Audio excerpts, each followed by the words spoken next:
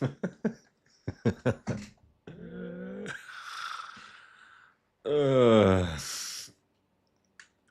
we open this box before I get started? I'm going to share this real quick.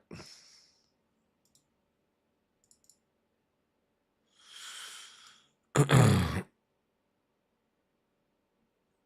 I thought he wasn't out of my thing. About to say.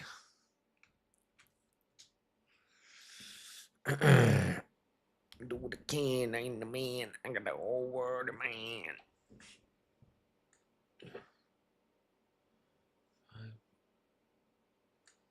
5-pack Space Pirate. Oh. All right.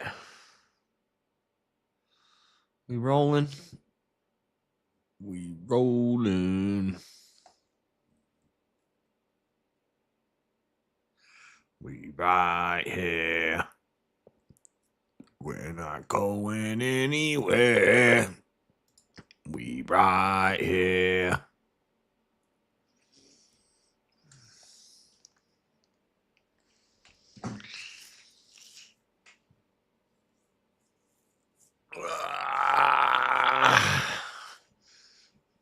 Murder of Ashley Murphy. I saw a video about this last night.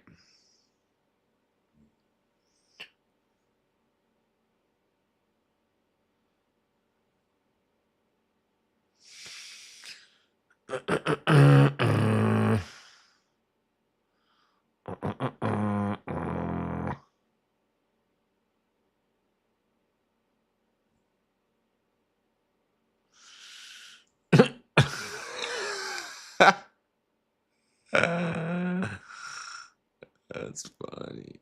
That's funny. All right. Dude, that looks like my homie. Dude, I lost my headphone today. I lost one of my earbuds. I'm not happy about it. Unless they find it at the gas station. It's got to be at the gas station. Because I had 2 earbuds in, and I have my hoodie. I set my hoodie on the counter. And I set my earbud on my hoodie. I bought my stuff. I took an earbud out so I could talk to the lady. And, what are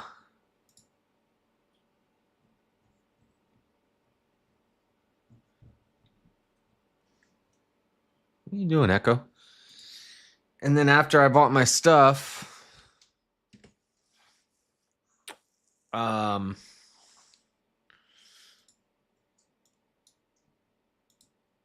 I just grabbed my hoodie and walked out the door. And then when I got down to the corner, I realized I opened up my hoodie to put it on, and I was like, oh, wait. My headphone was on here. And I looked around where I opened it up, but I had moved it when I was walking. So then I retraced my steps. I think it's somewhere in the store. I think when I grabbed it off the counter, it fell onto the counter or into the donuts and whatnot right there, or under the counter. I should have took more time to look for it, but the manager dude was standing there, and he was kind of like, I don't know. It kind of seemed like he was kind of trying to like rush me out. He's like, nope, nothing fell. I'm like, dude, it had to have fallen here.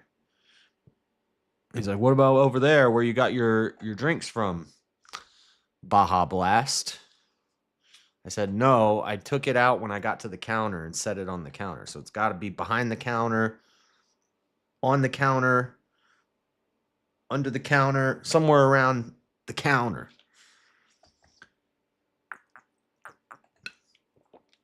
And I tried to find your bud thing, which comes on the Beats headphones. Luckily, these weren't like some $300 Beats headphones. They were like $60, and I got them for Christmas. But the last pair of earbuds that I got for Christmas lasted me for 2 years, and I never lost them.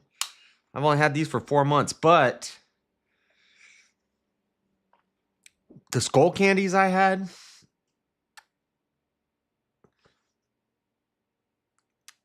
these are smaller,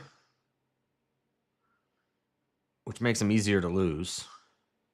And one of them has like a weird like sound that it makes. So I think the skull candy ones were actually better, but they have the long stick. These don't have the sticks. These ones you just touch them. The skull candies, there's no button. There's like a button on these. I like these better, but already one of them wasn't working good. It like whistles in your ear. It's weird. So now I lost one, and I'm not even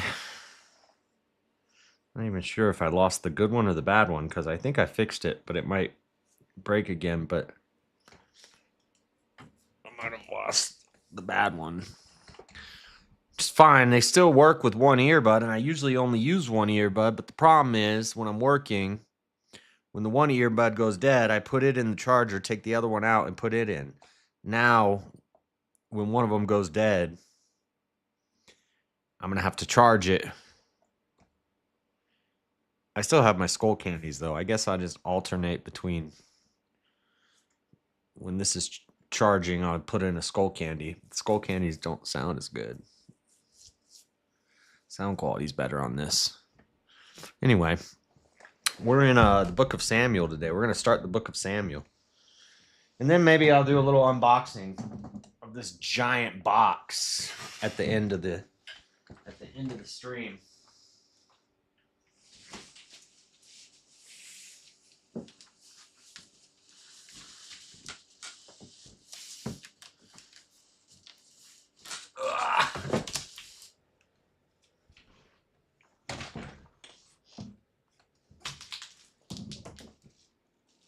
I have a giant box to open at the end of the stream. It's a big box. It's a big old box. You can see when I sit down, it's up to my shoulder. It's about, what is that, like 3.5 feet? Anyway, Samuel, book of Samuel, written by Samuel. I think both books of Samuel are written by Samuel. First Kings is written by Samuel.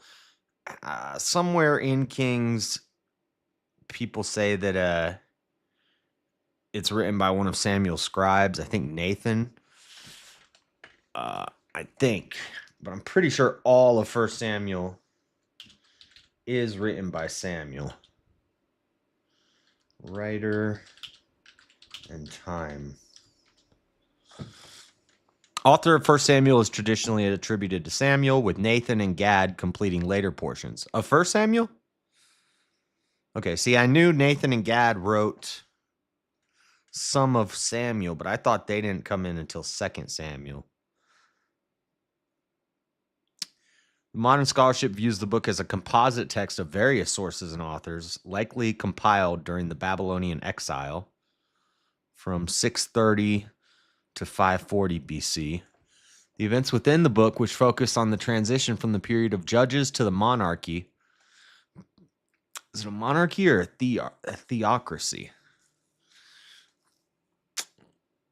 I guess they just say since it's a king, it's a monarchy, but technically it would be a theocracy. Well, no, because a theocracy, the church runs things, right? There wouldn't be a king in a theocracy. It would be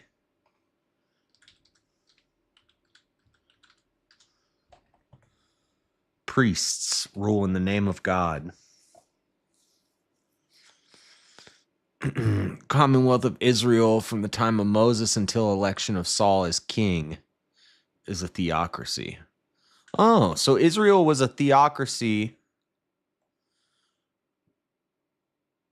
It says the election of Saul, so Samuel doesn't ever become king. Okay, but Samuel is called by the Lord, as we're about to read about. Then Saul becomes king, then David, then Solomon. Okay, so theocracy, yeah, the church or the priests, the high ups of the church run the government.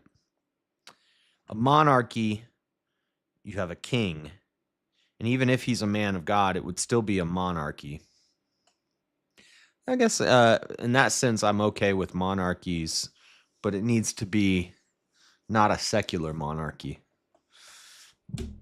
But I think I'd prefer the theocracy where there's a group of leaders, not just one.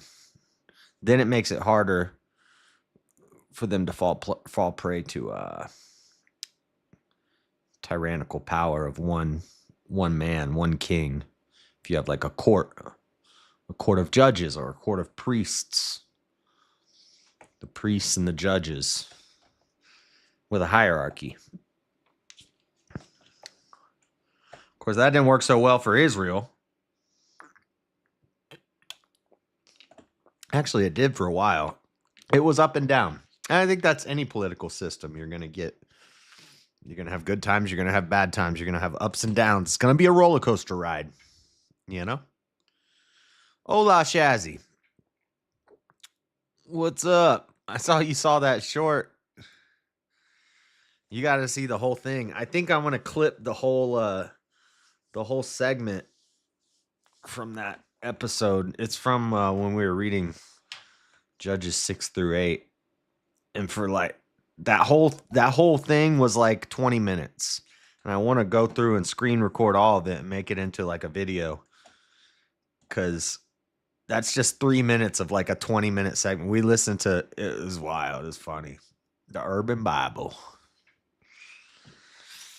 Thou shalt not murk nobody. Okay. Primarily the events within the book focus on the transition from the period of judges to the monarchy, primarily take place between 1105 BC, which is Samuel's birth, and 971 BC, which is David's death. But isn't David in 2 Samuel? Maybe it jumps around a bit. Pretty sure there's some stories of David in 2 Samuel. So we don't get to like Nebuchadnezzar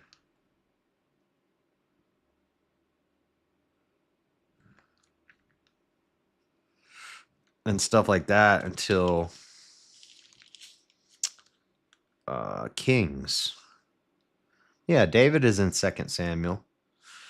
Maybe he dies at the end of 1 Samuel, but then it goes back in 2 Samuel and fills you in on some parts. Because the Bible's not chronological, so that's possible. I can't remember. It's been a while since I read all of 1 and 2 Samuel. It's been like 5 years since I read all of it. Jewish tradition attributes the writing of 1 Samuel to Samuel, with Nathan and Gad contributing the later portions. Scholars generally consider 1 Samuel to be a compilation of various older texts. We already read all this. The events described in we already read that.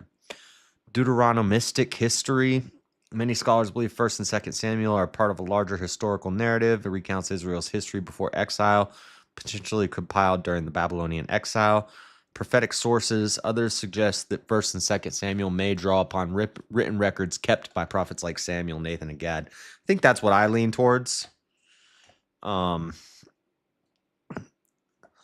it was written by Samuel, Nathan, and Gad. The idea that it was just compiled, a bunch of writings compiled later, is probably more of a realistic idea. Like, that's probably more possible, more likely than it was actually written by Samuel, Nathan, and Gad. But I like to believe that the Bible's it doesn't all have to be, sensical. It doesn't all have to, like, I believe in men who were inspired by God wrote it. And that it's not just a compilation of a bunch of texts they found. That these men who were writing these things actually existed and actually wrote this. So I lean towards Samuel, Nathan, and Gad writing it. But It's looking like takes place between 1105 BC to 971 BC. If you go with the compilation narrative of the authorship, you would have to say that it was compiled during 630 to 540 BC, which is give or take 300 years after David's death. But that's just when it was compiled. So when was the oldest? What's the dating of the oldest manuscript? Let's see that. Dating, probably the Dead Sea Scrolls, most likely. Dating of oldest 1 Samuel manuscript. Dead Sea Scrolls are dated at the oldest extant manuscript containing portions of 1 Samuel is 4Q Samuel B from K4 at Qumran, dating to the end of the 3rd century, beginning of 2nd century BC. The manuscript is part of the Dead Sea Scrolls, a collection of Jewish texts from the late 2nd century BC. Yeah. That's what most of the oldest found manuscripts. Now, also, I don't believe in these dating methods that they're using. What sort of dating methods are they using? They got to be using, it's written on papyri, so they'd have to be using carbon dating because that's organic. We know carbon dating is unreliable at best, completely made up nonsense at worst. I have a video of my granddaughter saying the 10 Commandments. Nice. I think you did you play that for us, or I think you played that for us once, or you told us about it. I think maybe you played that for us once. All right, so that's all the background. We just read about Ruth, had a little diversion away from the Exodus, Joshua, Judges. We see the the progression of the Israelites under the theocracy, the priest rulership, then the judges rulership. Then we have Ruth. We take a break. We go over to the story of Ruth. Now we're going back to Israel, even though Ruth is part of the story of Israel. And it's actually kind of like a what's the word I'm looking for? A precursor or a prelude. A prelude. It's like a prelude to Samuel because Ruth is the great grandmother of David. So it's a prelude. It's telling you, the lead up to meeting David. But before we get to David, we've got to go through Samuel and Saul. But we get to David, stories about David pretty quick here. Like when David kills Goliath, which we're not going to get to today, but he's a young boy when he does that. So he's not a king yet. So we'll get to David pretty quickly while learning about Samuel and Saul. So I'm going to go ahead and get this. You posted it? Oh, yeah, you posted it, and then I think I played it on the stream. I don't know. I remember watching it. I've seen it. Not sure if I streamed it or if I just watched it, but I did see it. It was cute. Working but lurking. Working but lurking. That's what's up, Chuck. Thank you, sir. All right. Chuck, I think I'm getting a 5070 Ti. I think that's what I decided on. Can't do the 3090. It's too expensive and too old. I'll sacrifice not having the 24 gigs. I'll get 16 gigs on the Ti. 16 should do me fine. And I'd like to see what some of these games look like with the most updated ray tracing and stuff, which I won't. I think the 3090 has ray tracing, but not Not at the highest level. I know a lot of people say that like it's not even special, but I still just want to see it. I want to be able to have the option because if a new game comes out and they're like, you gotta have ray tracing for this game, I want to be able to play it with ray tracing. So blasphemy, dude. A 3090 is like $2,000. It's crazy expensive for an old 2 generations old.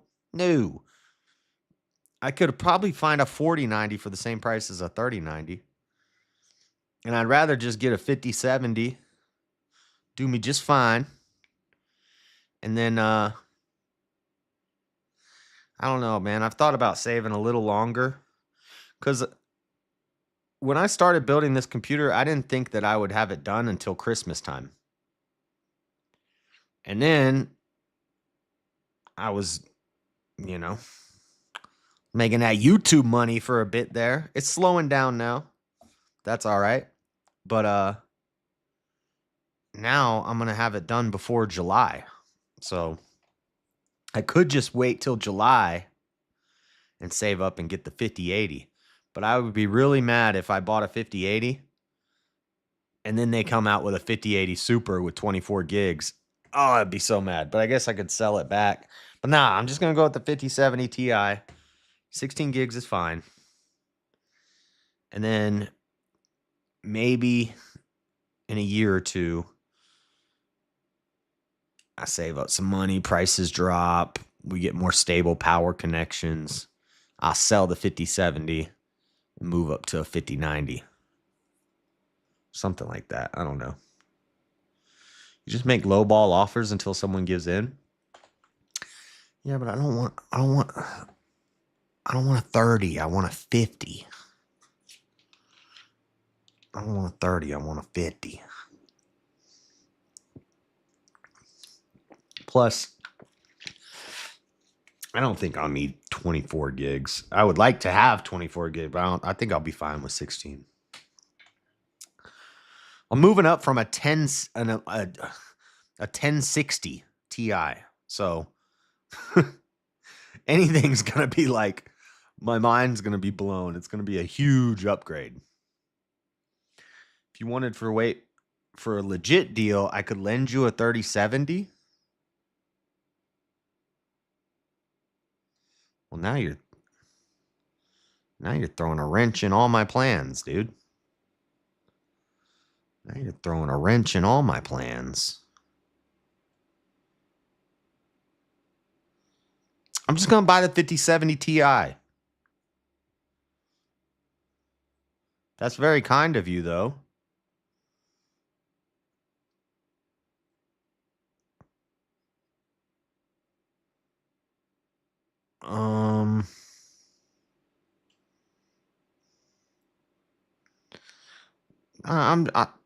I'm planning on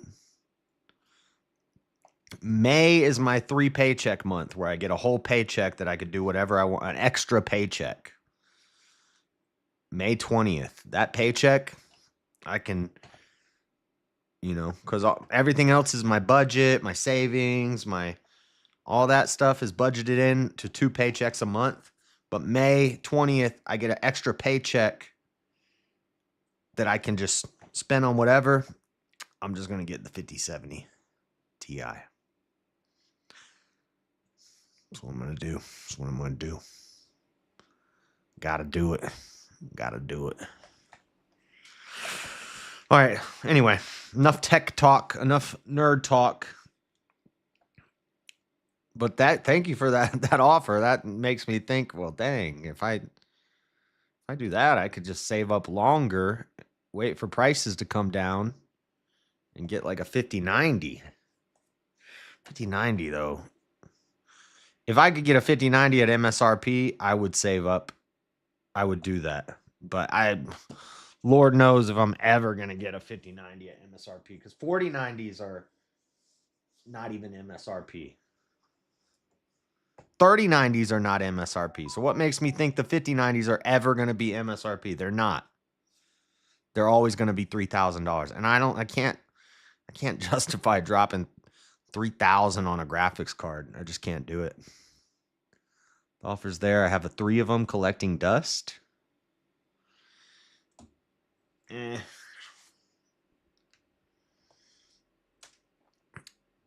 Nah, because then I would still just end up buying the 5070.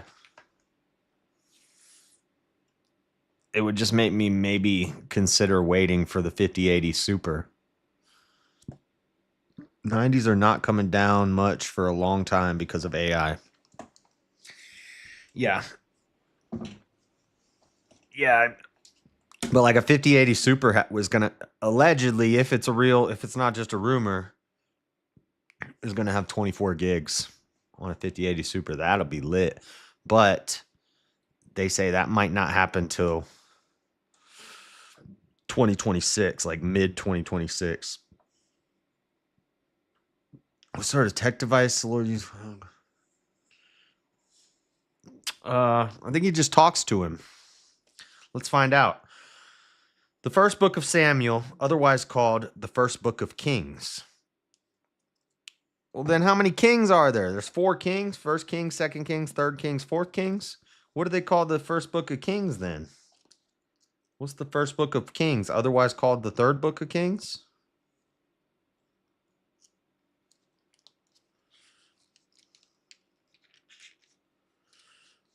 Let me see.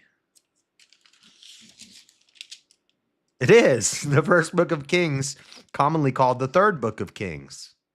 I never noticed that. I'm sure I did because I've read it before, but huh. So it's actually First Kings, Second Kings, spam, spam, spam, spam. It's actually First Kings, Second Kings, Third Kings, Fourth Kings. And also, if you're one of those people that say 1 Samuel, 2 Samuel, 1 Kings, 2 Kings, stop that. You annoy me. That annoys me. I can't stand when I hear that. I'm like, stop it. It's first Samuel, 2 Samuel, First King, First King, Second King, Third Kings, Fourth Kings. It's not 1 Samuel, 2 Samuel, 1 John, 2 John, 3 John. It's First, Second, and Third John. All right. Chapter 1. Now there was a certain man of Ramath Ayim Zophim of Mount Ephraim, and his name was Elkanah, the son of Jeroham, the son of Elihu, the son of Tohu, the son of Zuph, an Ephrathite. And he had 2 wives. The name of the one was Hannah, and the name of the other, Peninnah. And Peninnah had children, but Hannah had no children. And this man went up out of his city yearly to worship and to sacrifice unto the Lord of hosts in Shiloh. And the 2 sons of Eli, Hophni and Phinehas, the priests of the Lord, were there. Phinehas is a gangster. Phinehas the dude that javelin those 2 people like a boss. And when the time was that Elkanah offered, he gave to Peninnah, his wife, and to all her sons and her daughters portions. But unto Hannah he gave a worthy portion, for he loved Hannah, but the Lord had shut up her womb. And her adversary also provoked her sore, for to make her fret, because the Lord had shut up her womb. And as he did so year by year, when she went up to the house of the Lord, so she provoked her. Therefore she wept and did not eat. So Hannah's got some adversary. Every time she goes up to once a year, she goes up to the temple. There's another lady. Her adversary is there mocking her, saying, haha, you don't have any kids yet. Then said Elkanah, her husband, to her, Hannah, why weepest thou? And why eatest thou not? And why is thy heart grieved? Am not I better to thee than 10 sons? So Hannah, no. So Hannah rose up after they had eaten in Shiloh, and after they had drunk. Now Eli the priest sat upon a seat by a post of the temple of the Lord. And she was in bitterness of soul, and prayed unto the Lord, and wept sore. And she vowed a vow, and said, O Lord of hosts, if thou wilt indeed look on the affliction of thine handsmaid, and remember me, and not forget thine handsmaid, but will give unto thine handsmaid a man child, then I will give him unto the Lord all the days of his life, and there shall no razor come upon his head. So that's important. That's you'll see we've talked about this with Sarah and Rebecca, if I'm remembering my names correctly, that every time one of these women who's barren prays for a child, prays for a son, and God gives it to him, it's never a selfish prayer. It's never, give me a son because I'm lonely and I want my lineage to carry on. I want my husband's lineage to carry on, and I just don't feel like a whole woman without a child. It's never nothing like that. The prayer is always the same. It's always, Lord, give me a son so I can give him to you. Give me a son so I can raise him in your name to be a great man of God. And then God answers their prayers. But if you're praying saying, you're just emotional and you're like, I just want a kid. God, give me a kid. You're probably going to stay barren. But this is the same prayer Sarah prayed, and Sarah and Rebecca. Rebecca wasn't. Oh yeah, Rebecca was, because Leah had like 11 boys, and then finally Sarah had a boy. I mean, Rebecca had a boy. Sarah with Abraham, same problem. And it came to pass, as she continued praying before the Lord, that Eli marked her mouth. Now Hannah, she spake in her heart, only her lips moved, but her voice was not heard. Therefore Eli thought she had been drunken. She was silently praying. She wasn't praying with words and vain repetitions as the heathens do. She was crying out in her time of need. And Eli said unto her, how long wilt thou be drunken? Put away thy wine from thee. This guy doesn't have a lot of discernment. You're in front of the priest and somebody's sitting there going, and your automatic assumption is to think they're drunk? What's up, Eli? And Hannah answered and said, no, my lord, I am a woman of a sorrowful spirit. I have drunk neither wine nor strong drink, but have poured out my soul before the Lord. Based. I like that. Count not thine handmaid for a daughter of Belial, for out of abundance of my complaint and grief have I spoken hitherto. See, she's crying out to the Lord. Then Eli answered and said, go in peace, and the God of Israel grant thee thy petition that thou hast asked of him. And she said, let thine handmaid find grace in thy sight. So the woman went her way and did eat, and her countenance was no more sad. And they rose up in the morning early and worshipped before the Lord, and returned and came to their house of Ramah.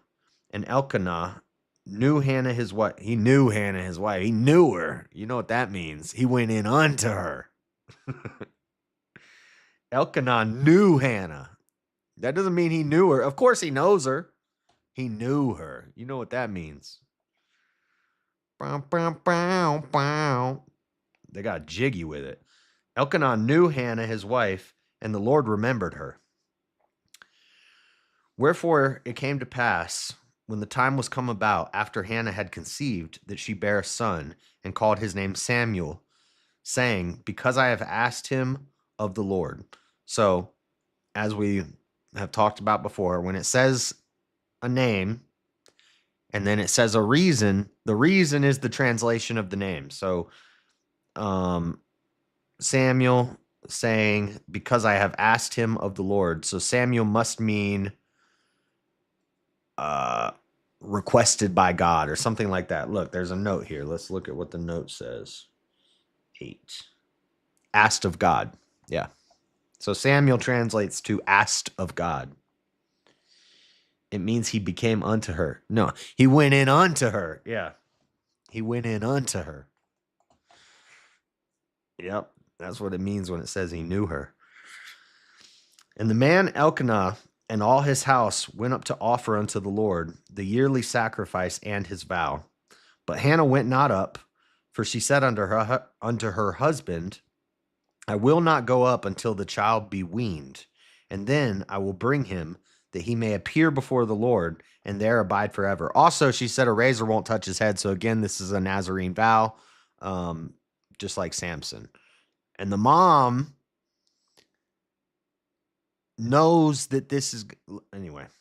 Never mind. But and Elkanah, her husband, said unto her, do what seemeth thee good. Tarry until thou have weaned him.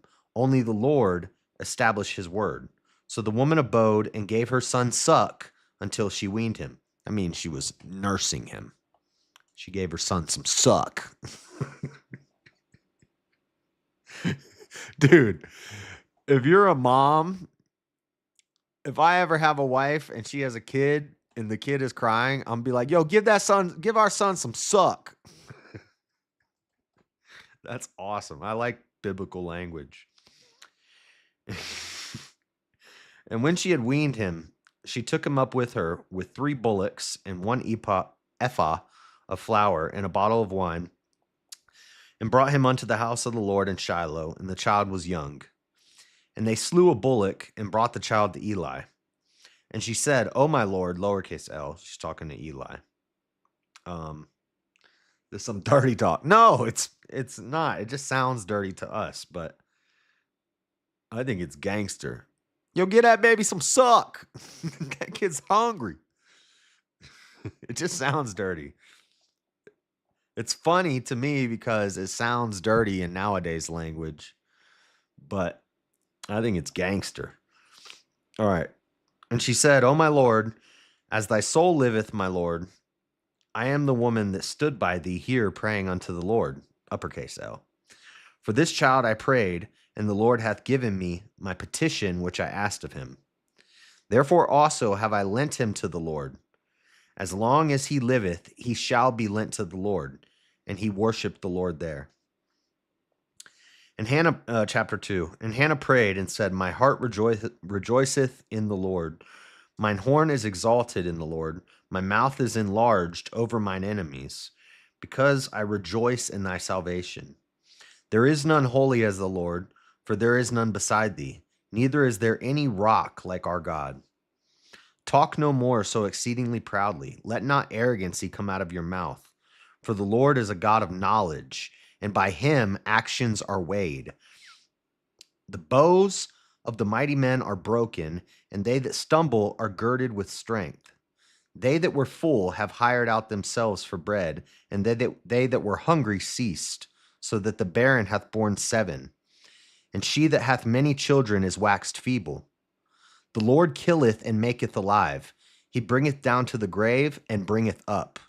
The Lord killeth and maketh alive. He bringeth down to the grave and bringeth up. The Lord maketh poor and maketh rich. He bringeth low and lifteth up. Isn't all this very interesting? I like this. This is an interesting section right here.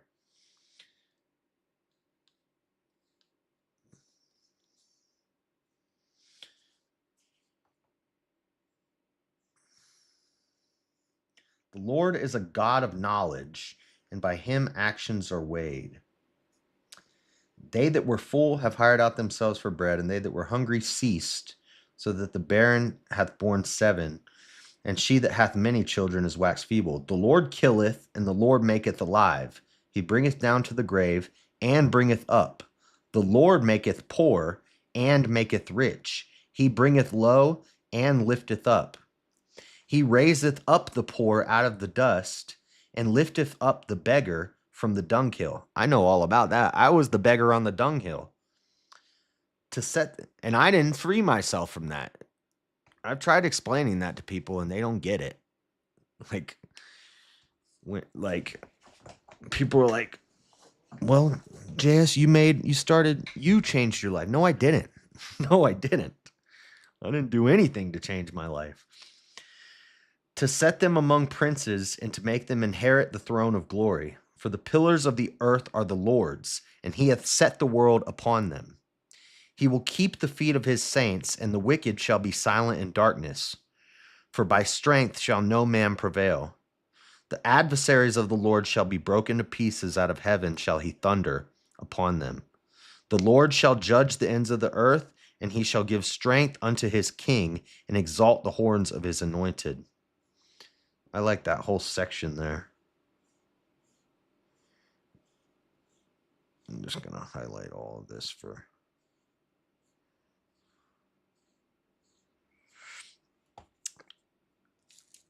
Like the romance novels my mom used to read, and then he took her down with such force she became moist. Oh no. Well, that's dirty talk, I think. Dude, a little diversion here.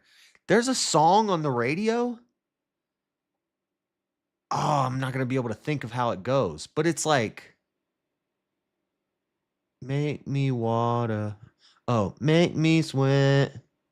Make me honey. Make me something. Make me water. That song's dirty. Dude, I never knew. I was at work on my break,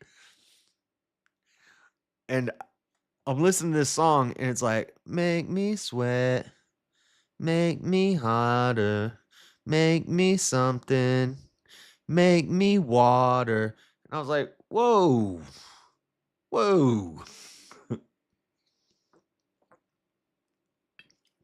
That's inappropriate.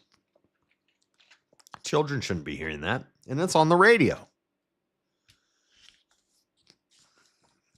In a location where children go. Anyway. And Elkanah went to Ramah to his house, and the child did minister unto the Lord before Eli the priest. Now the sons of Eli were sons of Belial. Now the sons of Eli were sons of Belial. They knew not the Lord. Wait a second. Eli's the priest. Why is his sons worshiping Belial? What the? Hold on.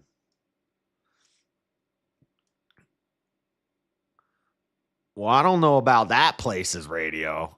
I'm just talking about a radio station in general at a place. Shut up, Chuck. What the fuck? What the... Okay. You almost made me cuss. I want to see this. Eli the priest, sons worship Belial. How does this happen? I mean, they do say the pastor's son or the pastor's daughter is usually the biggest freak, and the pastor's son is usually the biggest creep. Sons of Eli the priest were called sons of Belial. Were the sons of Eli sons of Belial? Now the sons of Eli were sons of Belial. They knew not the Lord. The term Belial means worthless or wicked. Well, it's also a sons of Belial, but it's capitalized. It's a capitalized B here, so it's talking about the lowercase g god Belial,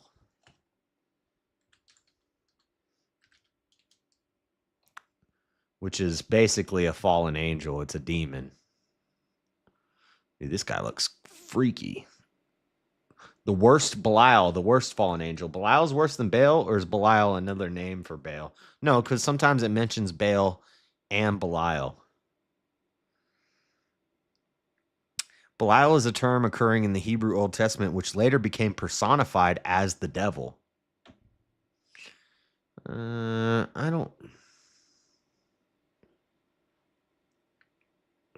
I never thought of Belial as being the devil. I thought of him more as like a demon or a... He looks in these pictures, these are just drawings and stuff, but he looks like an evil Michael.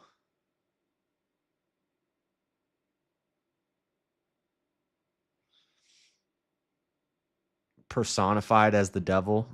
I mean, I guess. Yeah, he's essentially just a demon. Or it could just be another name for Satan. Satan, Lucifer, Belial.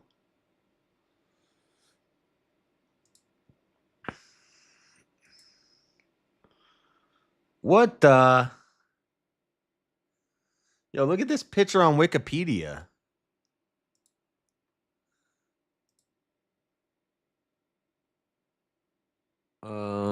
Hold on. This is crazy. Look at this. What is this guy? I won't let me zoom in. Can I zoom? Yeah. Look at this guy. What is this? These are demons. But they look at this chesticles. Why is this one got saggy chesticles? Looks like a man. I mean, that is a pretty demonic thing. Androgyny, you know, no gender basically, where you yeah, that looks like a typical this looks like a pride parade. A woodcut of Belial and some of his followers. Isn't it interesting the people who serve Belial, his followers, look like androgynous, gender neutral, looks like a pride parade. Wow. Shocker. Speaking of a pride parade, it's that time of the month. Actually, we're going to play a song. I'm going to interrupt the Bible study to play a song because today is the beginning of Pride, and we're talking about Belial. We're looking at some of Belial's followers. I'm going to play a song for you guys. Ready for a little song? Let's kick off Pride Month the right way. I'm going to catch a split on my ad revenue for this, but that's fine. I'll let Tyson James have 5 cents of my 10 cents.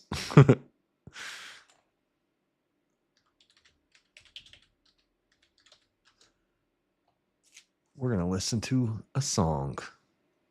Parents are feeling very divided about this Pride assembly that's happening today. Some parents believe that Pride and LGBTQ plus topics should not be taught in schools, while other parents don't mind. Leave our kids alone. You're not gay, it's the demon that's inside of you.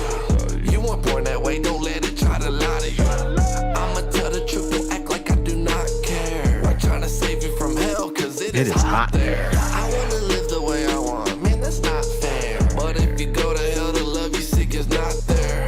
Even Christian rappers acting sus to see yourself. Not tell the truth, did God say to paint your fingernails? That ain't it. Oh, I sound legalistic, cause I don't want my son to ever put on lipstick. Don't make that post, brother, you should go to him. Pull that 66 cannon out and blow a hole through him. Oh, I suck, cause I don't rock with Pride Month. Disney Plus trying to turn my daughter into my son. God is coming, gotta have my Bible stay close. But until then, we are taking back the rainbow. Straight pride. I don't rock with demons. Keep messing with the holy God and you gon' see the sun. You cross the line with the kids and I don't need a gun. Jesus coming, you gon' see that he don't rock with demon month. Hey, I don't rock with demon month. Nah, real men of God don't rock with demon month. Let's boycott the devil, I don't need a gun. Jesus coming, you gon' see that he don't rock with demon month. I don't need a gun. Jesus coming back for blood and I don't need to run. I'm storing up my treasures, you can have your demon fun. You think you a god, but you will never be the one. After Jesus hit you with the double edge, the deed is done. You will never have the rainbow, that's God's promise. This time he gon' hit y'all with volcanoes. You celebrating sin, but in the end it won't be bueno. And feminine. Look, did you see that? Do feminine men make it to heaven? No. Look, I'm going to show you why I'm playing this. Y'all with volcanoes. You celebrating sin, but in. You see this? See this person right here? Now look at this picture of Belial and his followers. Hold on, let's compare. Look at this guy right here. Look at this. This, you see this? It won't let me. How do I get rid of this box here? Why can't I make this bigger? There you go. You see this right here? Does this not look, and this is Belial and his followers, does this picture right here not look exactly like this right here? It's the same thing.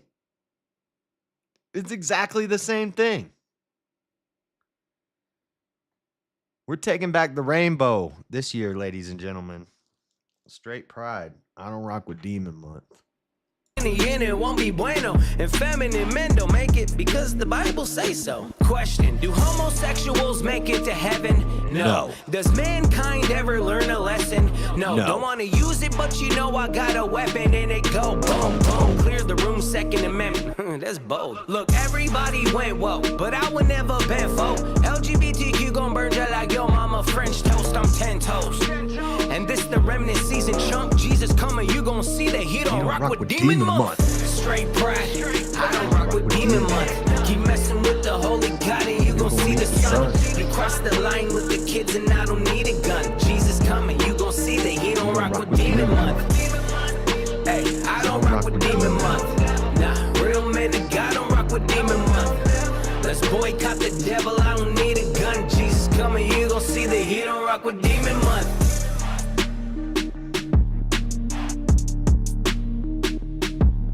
This is that's David Lynn. He was doing a public baptism, and all these Antifa people showed up, and they're like squirting him with silly string, and they're jumping in the water and attacking him, and he just keeps doing baptisms. It's pretty epic. I know that like some denominations will say that's not a real baptism, even though that's the way they do it in the Bible. They'll say that's not a real baptism. That doesn't count. That's not baptism, even though that's exactly how John the Baptist would have done it. But pretty based.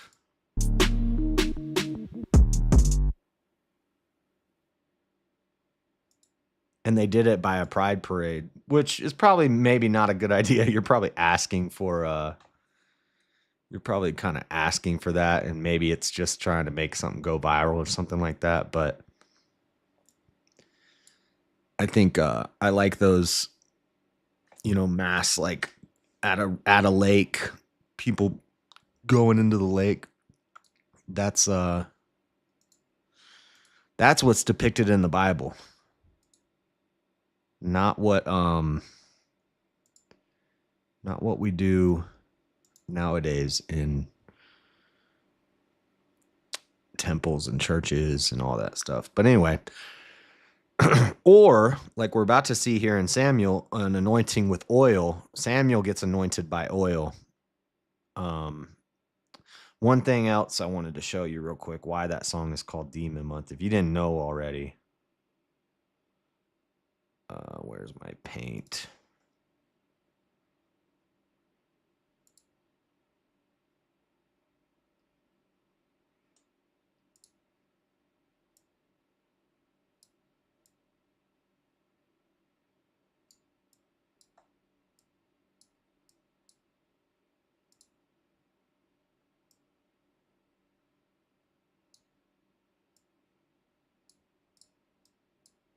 Show you something.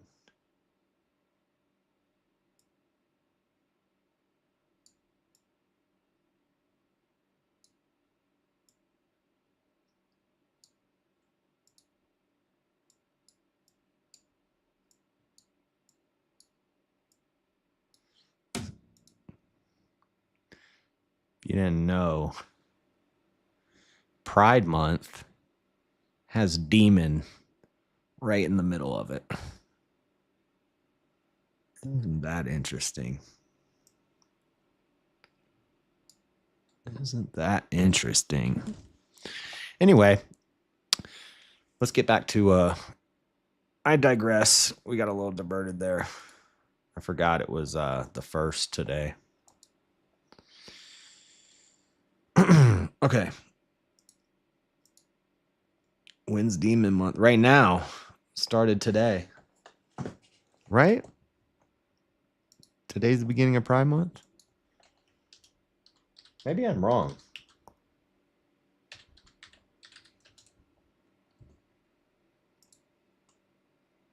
Oh, no, it's not till June. Well, whatever. May, June. It's next month. No, it is. Wait. No, it's May. What month is it? It's May. Okay, never mind. It's not Pride Month. Still, we're talking about Belial. I played the song too early. Dang it. Whoops. It's not Pride Month yet. But it's coming up soon. And in Canada, if you're a Canadian viewer, who sings that song? Tyson James. I've played that song before, C-Sal. You've heard that song before. And there's more than one. There's Demon Month. There's Demon Month 2. There's They, Them. Once Pride Month actually starts, I'll play all of them. But that's Tyson James. And the other guy's name is ASAP Preach. I want to share that song to your Facebook. Well, wait till Pride Month starts, and then you'll really irk some people off. And I'll play more of them once Pride Month. I thought Pride Month was this month, but it's next month. In Canada, though, it's Pride season right now. So if we have any Canadian viewers, I guess it all applies. But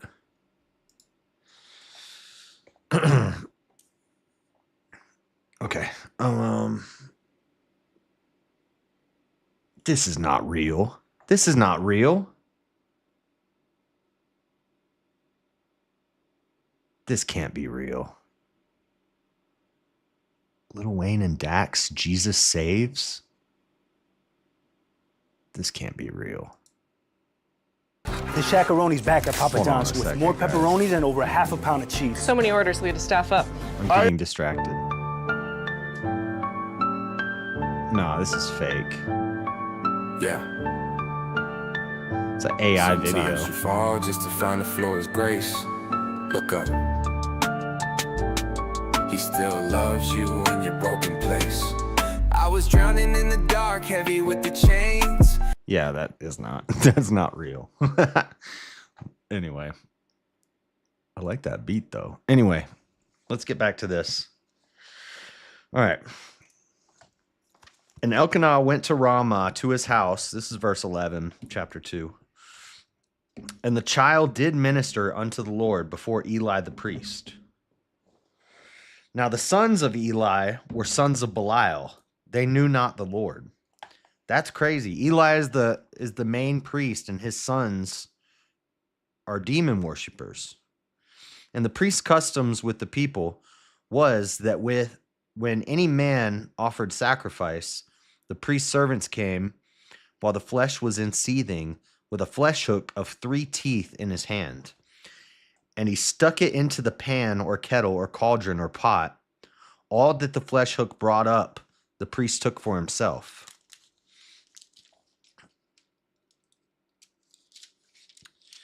So they did in Shiloh unto all the Israelites that came thither. Also, before they burnt the fat, the priest's servant came and said to the man that sacrificed, give flesh to roast for the priest, for he will not have sodden flesh of thee, but raw. And if any man said unto him, let them not fail to burn the fat presently, and then take as much as thy soul desireth, then he would answer them, nay, but thou shalt give it to me now, and if not, I will take it by force. This Eli guy seems like a real jerk. Wherefore the sin of the young men was very great before the Lord, for men abhorred the offering of the Lord. So wait.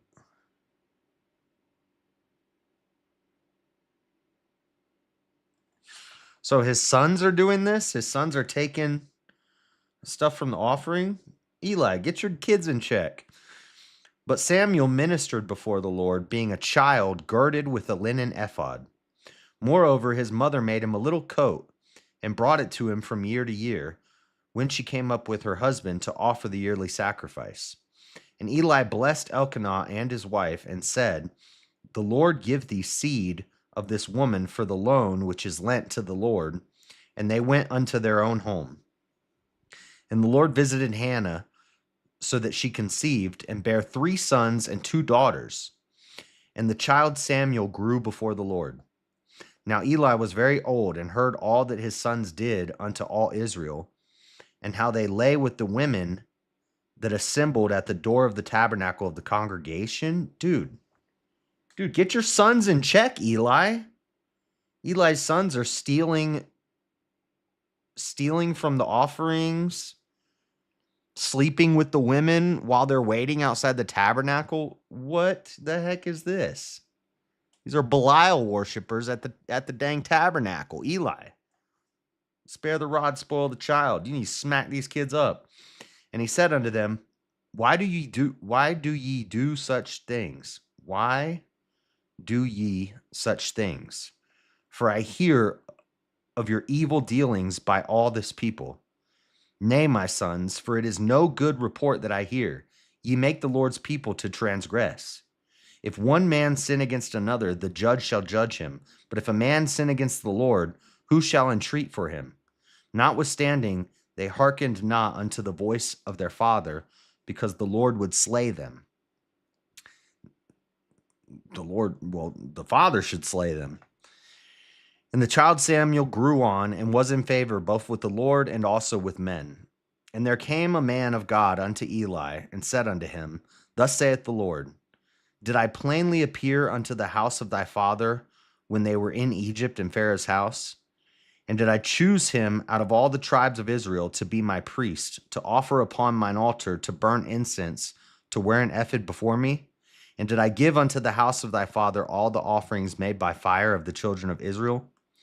Wherefore kick ye at my sacrifice and at mine offering, which I have commanded in my habitation, and honorest thy sons above me, to make yourselves fat with the chiefest of all the offerings of Israel my people. Wherefore the Lord God of Israel saith, I said indeed that thy house and the house of thy father should walk before me forever. But now the Lord saith, Be it far from me. For them that honor me I will honor, and they that despise shall be lightly esteemed. Behold, the days come that I will cut off thine arm and the arm of thy father's house, and there shall not be an old man in thine house. And thou shalt see an enemy in my habitation in all the wealth which God shall give Israel. And there shall not be an old man in thine house forever. And the man of thine, whom I shall not cut off from mine altar, shall be to consume thine eyes and to grieve thine heart. And all the increase of thine house shall die in the flower of their age. And this shall be a sign unto thee that shall come upon thy two sons, on Hophni and Phinehas. In one day they shall die, both of them. Wait, Phinehas? No. Eli is...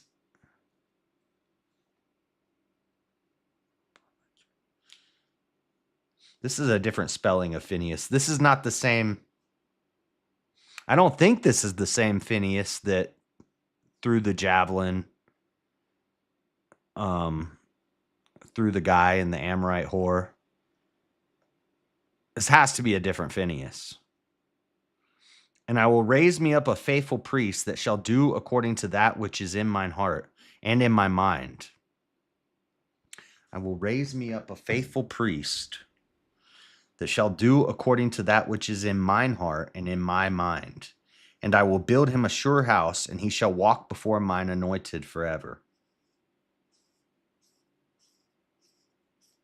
And it shall come to pass that every one that is left in thine house shall come and crouch to him for a piece of silver and a morsel of bread, and shall say, Put me, I pray thee, into one of the priest's offices, that I may eat a piece of bread.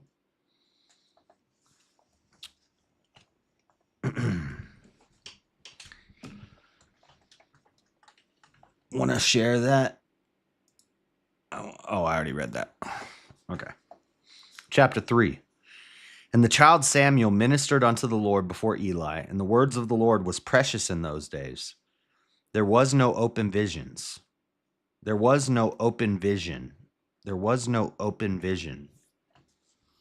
There was no open vision. So, like, wonder What is that? What do they mean by that? There was no open vision. Did I just close? Oh no.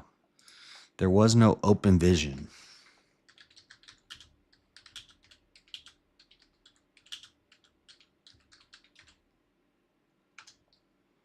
The phrase "there was no open vision" typically refers to a time when God was not directly communicating. That's what I figured.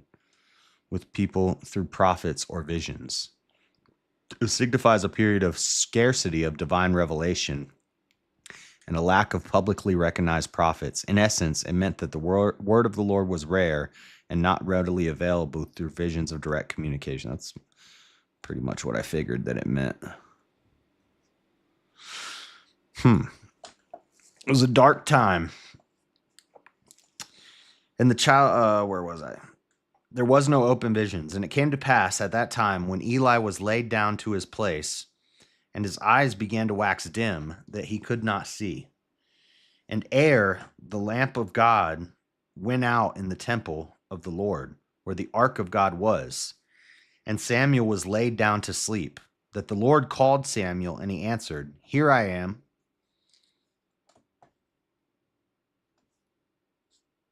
The Lord called to Samuel, and he answered, "Here I am. Here am I. Here am I. Here am I."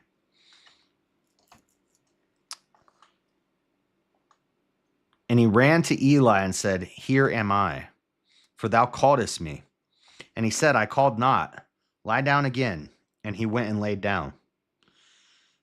And the Lord called yet again Samuel. And Samuel arose and went to Eli and said, "Here am I, for thou didst call me." And he answered, "I called not, my son. Lie down again." See, Samuel, so there's no open visions. There's no divine revelations. There's no prophets at this time. There's no God appearing to people in visions, or they're seeing angels of the Lord coming or anything like that. So Samuel does not think this is God. He thinks that Eli is calling to him, and Eli's like, "I'm not calling to you." Now Samuel did not yet know the Lord, neither was the word of the Lord yet revealed unto him. And the Lord called Samuel again the third time. So Samuel's already...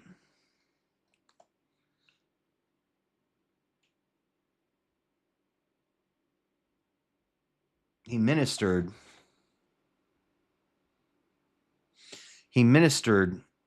and he hung out with the priest, but he's hanging out with a foul priest and his foul sons.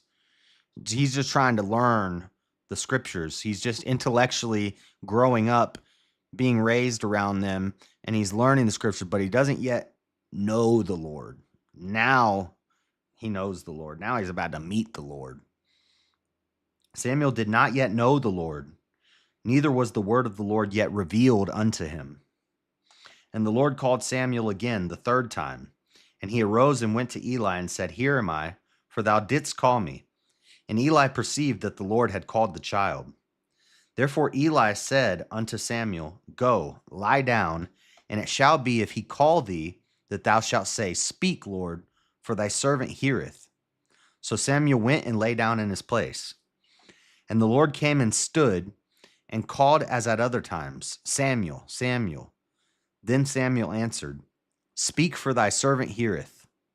And the Lord said to Samuel, "Behold, I will do a thing in Israel at which both the ears of everyone that heareth it shall tingle. In that day I will perform against Eli all things which I have spoken concerning his house. When I begin, I will also make an end. For I have told him that I will judge his house forever for the iniquity which he knoweth, because his sons made themselves vile, and he restrained them not. Spare the rod, spoil the child. You should have handled that, Eli.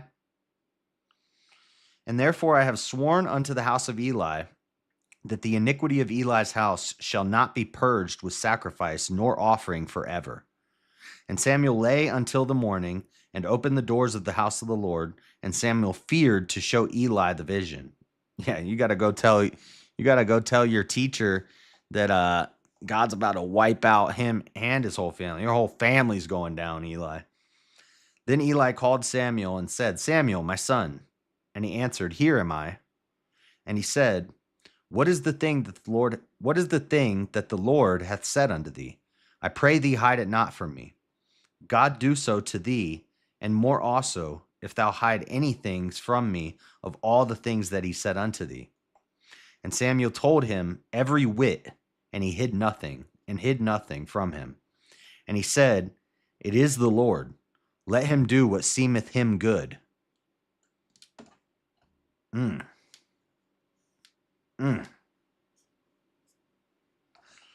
Let him do what seemeth him good. And Samuel grew, and the Lord was with him, and did let none of his words fall to the ground. And all Israel, from Dan even to Beersheba, knew that Samuel was established to be a prophet of the Lord. And the Lord appeared. Well, Samuel was established to be a prophet of the Lord before he was ever born.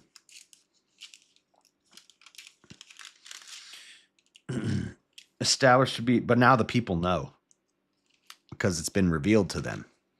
And the Lord appeared again in Shiloh, for the Lord revealed himself to Samuel in Shiloh by the word of the Lord. Chapter 4. And the word of Samuel came to all Israel. Now Israel went out against the Philistines to battle and pitched beside Ebenezer. And the Philistine,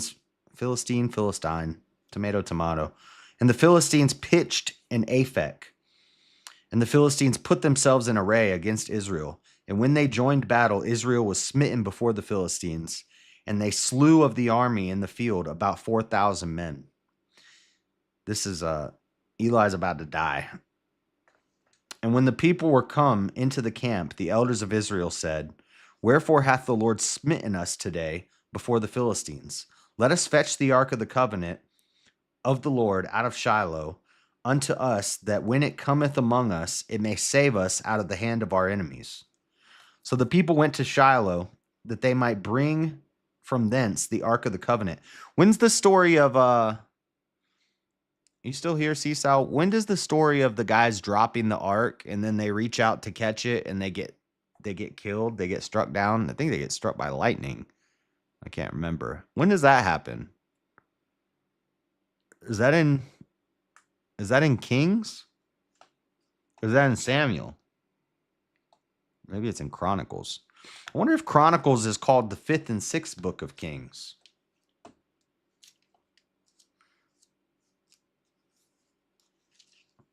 Seesaw, did you know that 1st and 2nd Samuel are actually 1st and 2nd Kings, and 1st and 2nd Kings are actually 2nd and 3rd Kings? Okay, Chronicles is Chronicles. Did you know that Nehemiah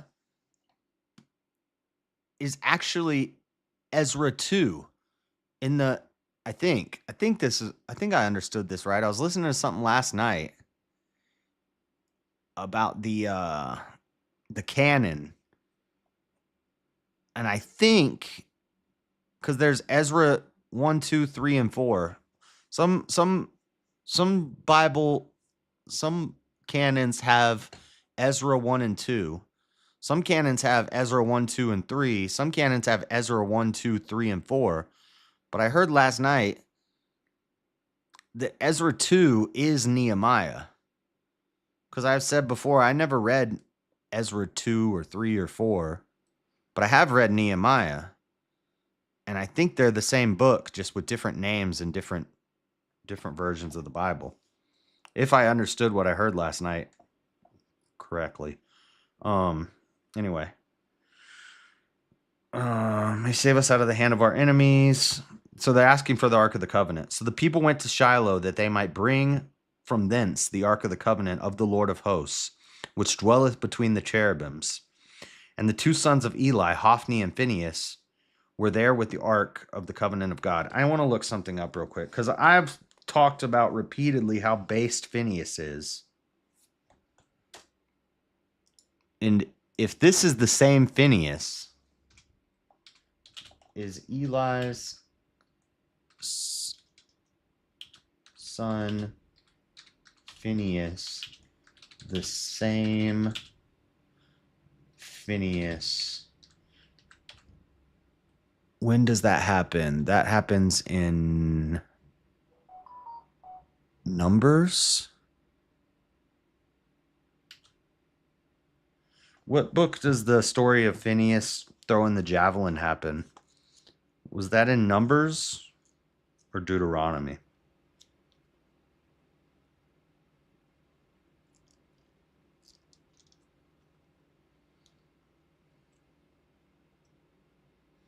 I think it's in Numbers.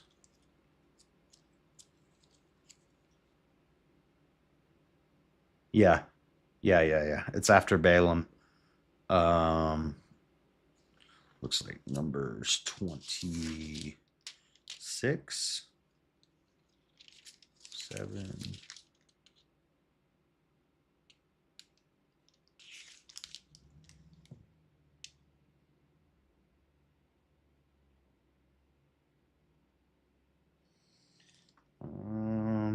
The laws of inheritance.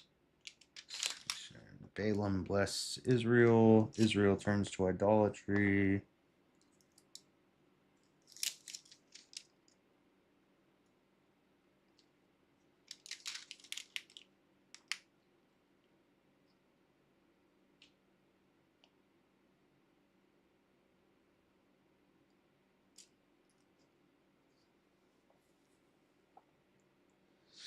Sorry, I'm trying to find Balaam's ass is in Numbers.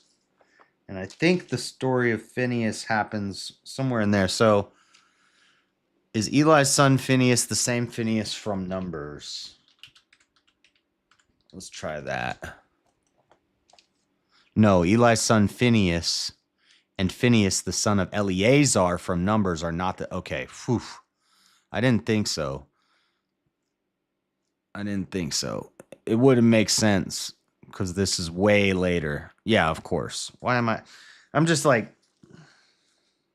okay, different Phineas. Eleazar's son Phineas is the gangster one.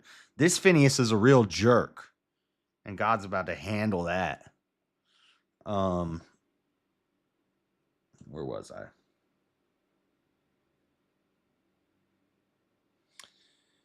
Again, and when the Philistines heard the two sons of Eli, Hophni and Phinehas, were there with the Ark of the Covenant of God. Oh, it's good. It's about to happen right now, I think. They're the ones who, and when the Ark of the Covenant of the Lord came into the camp, all Israel shouted with a great shout so that the earth rang again. And when the Philistines heard the noise, getting spammed up, heard the noise of the shout, they said, "What meaneth the noise of this great shout in the camp of the Hebrews?" And they understood that the ark of the Lord was come into the camp. And the Philistines were afraid, for they said, "God is come into the camp." And they said, "Woe unto us, for there hath not been such a thing heretofore. Woe unto us, who shall deliver us out of the hand of these mighty gods?" These are the gods that smote the Egyptians. See, this is uppercase G, but it's plural. So either, that's odd. Oh, it's because it's the Philistines and they don't understand that it's just one true God because they're used to having lots of gods. So they think that the Israelite God is multiple gods. Because it is uppercase here, but it's plural. So this is the Philistines talking. They say, "Woe unto us, who shall deliver us out of the hand of these mighty gods?" These are the gods that smote the Egyptians with all the plagues in the wilderness. "Be strong and quit yourselves like men, O ye Philistines, that ye be not servants unto the Hebrews, as they have been to you. Quit yourselves like men and fight." And the Philistines fought, and Israel was smitten, and they fled every man into his tent.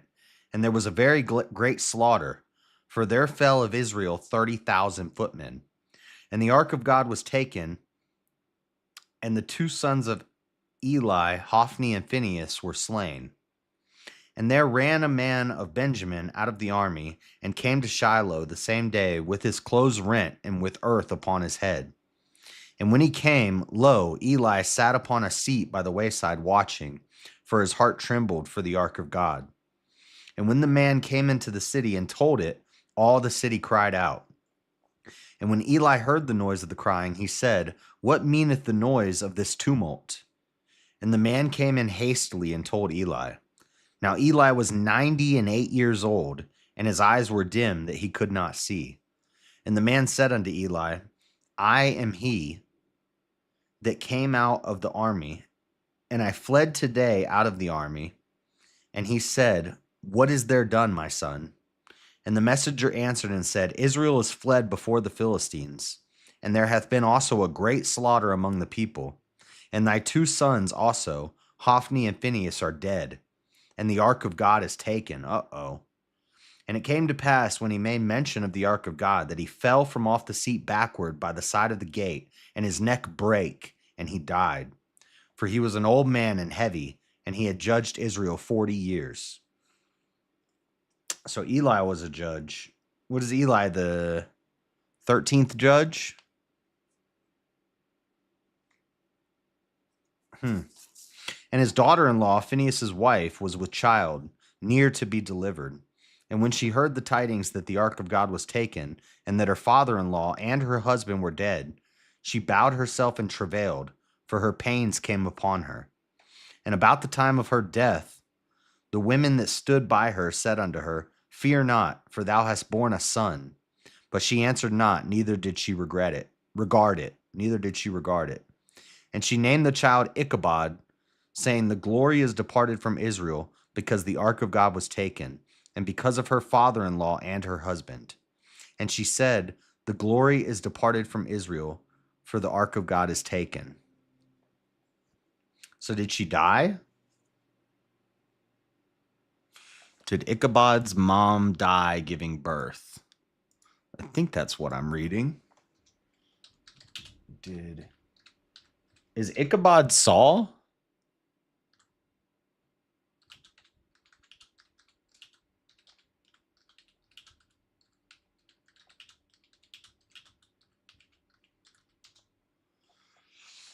Yes, in Samuel 1:4, Ichabod's mother died in childbirth after learning of the capture of the Ark of God and the deaths of her husband Phinehas and Eli. She gave birth to Ichabod, but the stock of news led to her death shortly after.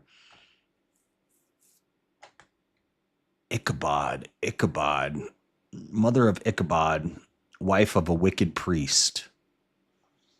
When the wife of Phinehas, who was pregnant at the time, heard what happened, she went into labor as she was dying during childbirth.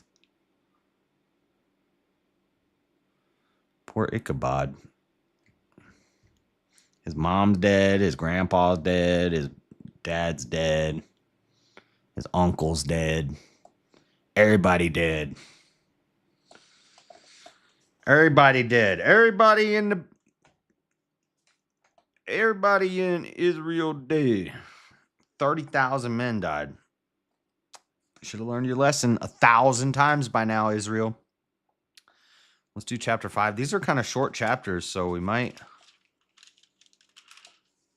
it's almost 12:30. We'll just finish with 5. Chapter 5. And the Philistines took the ark of God and brought it from Ebenezer unto Ashdod. When the Philistines took the ark of God, they brought it into the house of Dagon and set it by Dagon. Isn't Dagon a demon? Dagon. Or a... Dagon. Dagon has several meanings. It's an ancient Mesopotamian god associated with agriculture, fertility, and sometimes interpreted as a fish god. It's also the name of a short story by H.P. Lovecraft. Dagon is also the name of a character in an anime manga series, Jujutsu Kaisen. I don't care about that. Look at this fish god. He looks like a fish. He's like a merman. Merman, Dad. Merman. Dagon. Look at this. The fish god. Look at this guy. He's an actual merman. What a stupid god. Dagon, the fish god. Not accurate. This YouTube video says this is not accurate. Well, what do you mean? What, does he look more like this? He got a fish on his head. This guy got a fish on his head. Dagon, maritime fertility deity. Dude, he's a merman. What the? Okay. The house of Dagon, and set it by Dagon. And when they of Ashdod arose early in the morrow, behold, Dagon was fallen upon his face to the earth before the ark of the Lord. And they took Dagon and set him in his place again. I'm guessing it's a statue of this fish god guy. And when they arose early on the morrow morning, behold, Dagon was fallen upon his face to the ground before the ark of the Lord, and the head of Dagon and both the palms of his hands were cut off upon the threshold. Only the stump of Dagon was left to him. Oh, only the slump. Oh, no, only the stump. Only the stump. Or the fishy part. The upper part of Dagon resembled a man, and the lower a fish. Okay, so this is accurate. This is what the statue of Dagon would have looked like. Something like this. So it's a statue like this, and it fell down 3 times, and the third time the hands and the head broke off, and it was just a fish stump. Therefore, neither the priests of Dagon nor any that come into Dagon's house tread on the threshold of Dagon in Ashdod unto this day. But the hand of the Lord was heavy upon them of Ashdod, and he destroyed them and smote them with emerods, even Ashdod and the coast thereof. Emerods.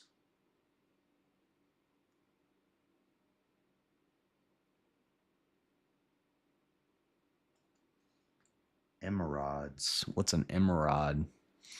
My concordance is over there, so I'm just going to Google it.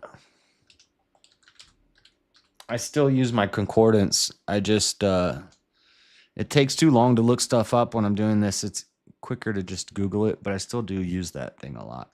Emerods is an archaic term primarily used in the King James Bible referring to hemorrhoids. What? It's essentially an older English spelling of the Greek word hemorrhoidae, which is a modern medical term. The term emerods was used into the 19th century when it was replaced by the direct transliteration from Greek hemorrhoids. God cursed the people of Ashdod with hemorrhoids? What? But the hand of the Lord was heavy upon them of Ashdod, and he destroyed them and smote them with hemorrhoids. Emerods. It sounds like, now that I look at it, emerods, hemorrhoids, it almost looks the same word. He smote them with hemorrhoids, even Ashdod and the coast thereof. And when the men of Ashdod saw that it was so, they said, the ark of God of Israel shall not abide with us. Yeah, definitely. If you're all getting hemorrhoids, I'd want to get rid of it too. For his hand is sore upon us and upon Dagon our God. They sent therefore and gathered all the lords of the Philistines unto them, and said, what shall we do with the ark of the God of Israel? And they answered, let the ark of the God of Israel be carried about unto Gath. And they carried the ark of God of Israel about thither. And it was so that after they had carried it about, the hand of the Lord was against the city with a very great destruction. And he smote the men of the city, both small and great, and they had emerods in their secret parts. Oh my. Dude, God don't play. He gave them all itchy butt. It says he gave them emerods in their secret parts. He smote everyone in the city, young and old, with hemorrhoids in their privates. What? Therefore they sent the ark of God to Ekron, and it came to pass as the ark of God came to Ekron, that the Ekronites cried out, saying, they have brought about the ark of the God of Israel to us, to slay us and our people. Yeah, they're like, dude, we saw what happened to the last two places you brought that thing. Get it out of here. Take it back to Israel. We don't want it. Don't bring that thing anywhere near here. We ain't trying to have emeralds in our secret parts. So they sent and gathered together all the lords of the Philistines and said, send away the ark of God of Israel and let it go again to his own place, that it slay us not and our people, for there was a deadly destruction throughout all the city. The hand of God was very heavy there. And the men that died not were smitten with the emerods, and the cry of the city went up to heaven.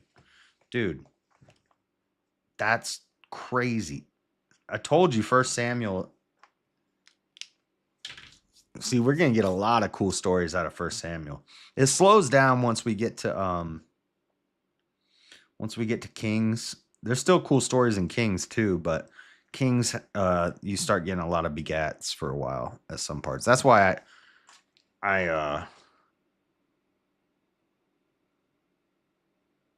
no, we get Solomon.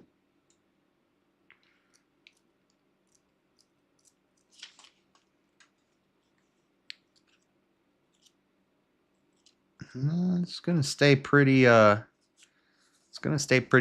for a while now. We're gonna get some good narrative storytelling for the next couple books.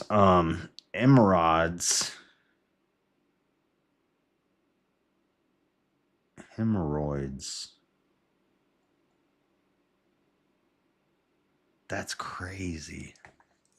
Dude, God's out here smiting fools with hemorrhoids in their secret parts.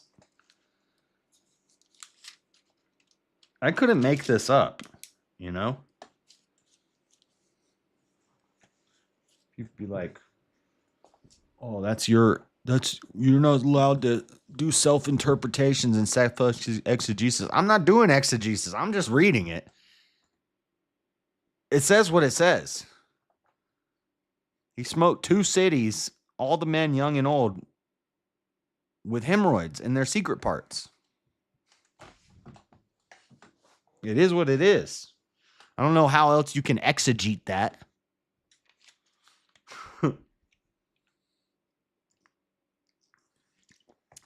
All right. Before I end this,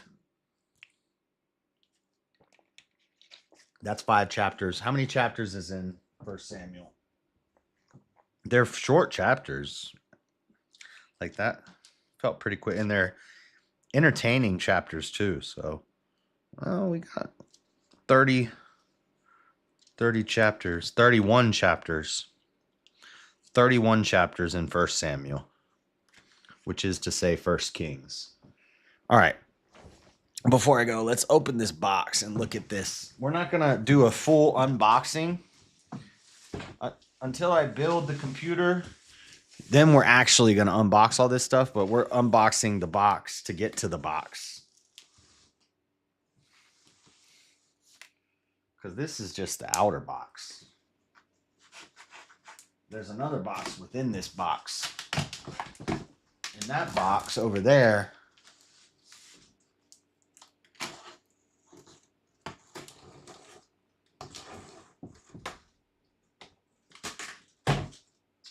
it's not as big as I thought it was. It's way too big of a box. This is not necessary.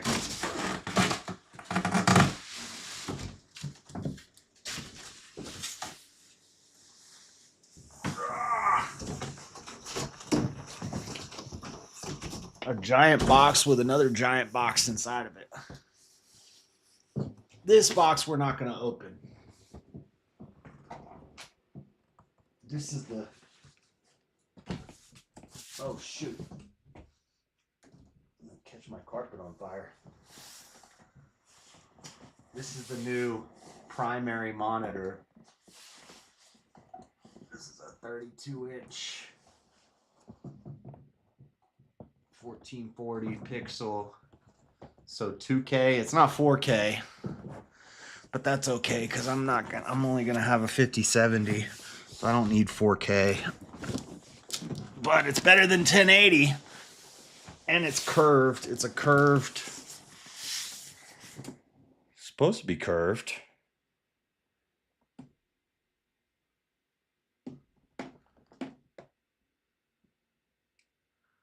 This is curved, right?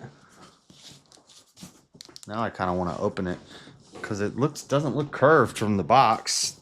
Because we sell curved monitors. And they're usually in bigger boxes. This box doesn't look like it's a curved monitor box. Make sure I got the right thing. Not like I can return it. I don't know how I would. This does not look curved.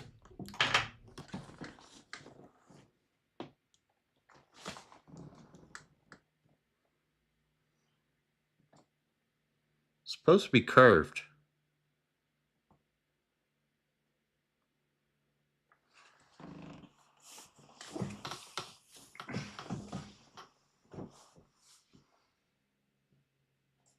Oh yeah, it is.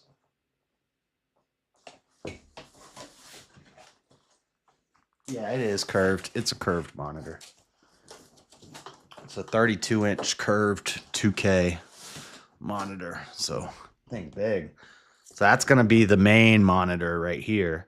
And then I'm going to get another monitor, flip it sideways, and it's going to have all my chat, OBS, audio stuff, soundboard stuff on the flat monitor. And then the curved monitor is going to be for watching videos, or if I'm doing Discord calls, or if I'm doing StreamYards, if I'm talking to people, and I'll have the camera over it so that I'm looking at the camera when I'm looking at the screen.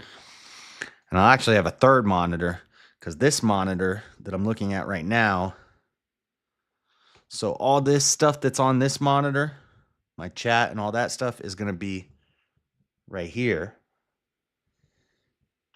And then what's on my laptop monitor, which is where I put, like, if I'm watching a video, if I'm reading something off the screen, that's on the laptop monitor. That's going to be on the curved monitor. And then this TV will be a third monitor that I'm just going to use for if I'm using the Switch. Because the Switch will still be hooked up to this TV. That way, if I ever play games on the Switch, and eventually a Switch 2. Also possibly herpes. I don't know about all that, but that's cool. Oh, now I can get rid of that big box. I'll probably keep that big box actually for trash. But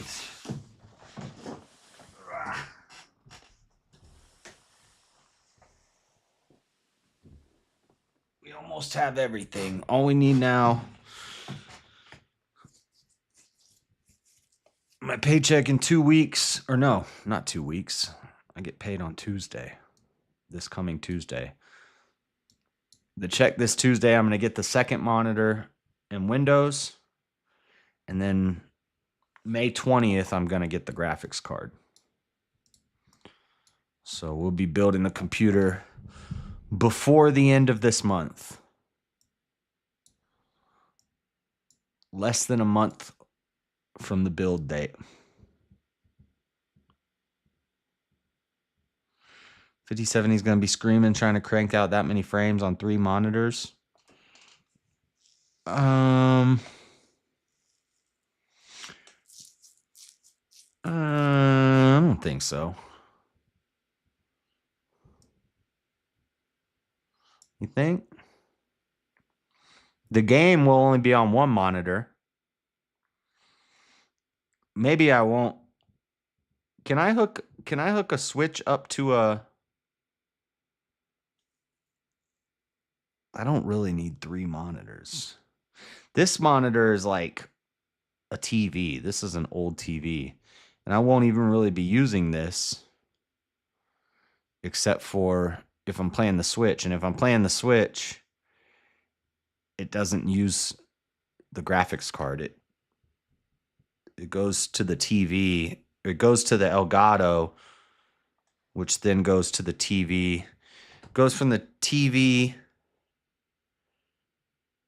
switch to the Elgato, and then the Elgato splits to the TV and the computer. Like, that doesn't take any graphics card power. This third monitor is really not going to be doing anything. Ever. The only... Actually, I don't have to have it set up as a third monitor.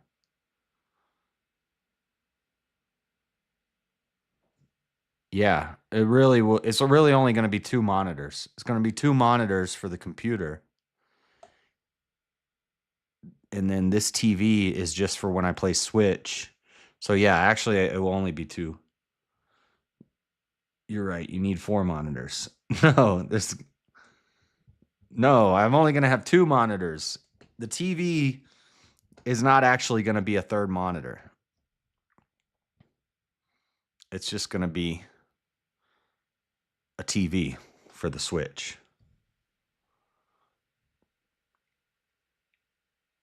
And it won't actually be but now currently the way I have it set up, I have 2 monitors. I'm using the TV as a monitor. But if I want to play the Switch, I have to change to a different auxiliary thing. So there's an HDMI going from the TV to the computer, so it can be a second monitor. Then there's another HDMI going to the Switch, or to the Elgato, to the Switch, to the computer. So this TV actually will not be a third monitor. There will be 2 monitors going to the computer, and then this will go to the Elgato and the Switch.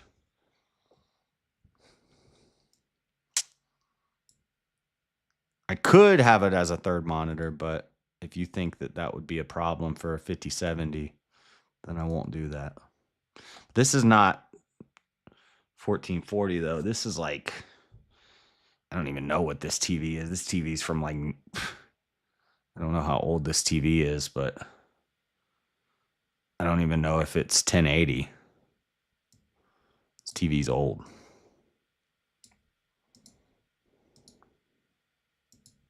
It's just an old TV, but it works as a monitor for my laptop. The GPU determines how many lanes you have. GPU determines how many lanes you have. What do you mean? Based off of the number of plugs that I have going into it?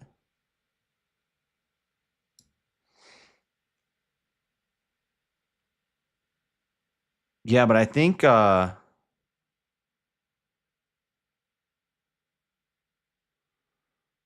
there's going to be 3 HDMIs plugged into my GPU. 2 are going to go to 1440 monitors. 1 is going to go to the Elgato, which goes to the Switch, which goes to the TV. And I could actually plug that into I think I could plug that into the motherboard, because it's not a monitor. It's a capture card. You know what I'm saying? So I could plug the Elgato into there's an HDMI plug on my motherboard. Based on its capability. I'm not sure what you're saying. Do you understand? But do you get what I'm saying? I'm saying I'm only going to have 2 monitors.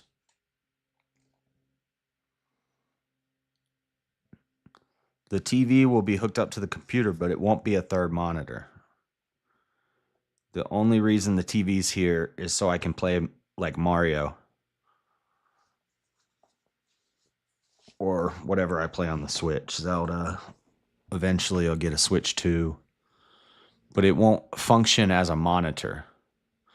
Like right now I can take this window and I can drag it to the TV. I won't be able to do that because I'm not going to have it set up as a third monitor. Yep, and one goes to a small monitor that isn't doing much. Not doing much, only 45 miles an hour, but it's still taking up the whole lane. Yeah. Yeah, that's fine.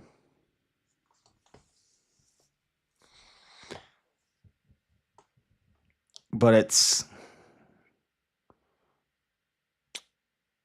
got like 4 slots on it.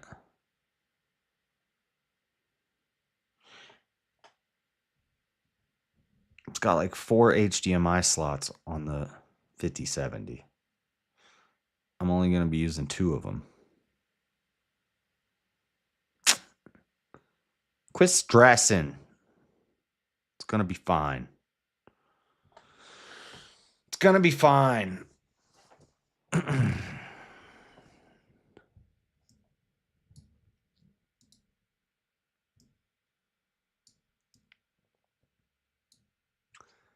5070. What do you... Let me look.